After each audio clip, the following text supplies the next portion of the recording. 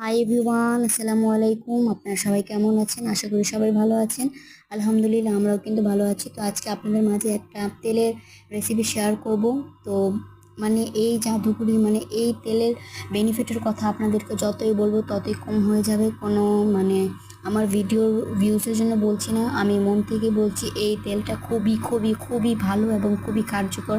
আমি এটা ইউজ করছি, তাই আমি এটার বেনিফিট আমি জানি। তো আপনারা একবার হলেও বাসায় এটা ট্রাই করবেন।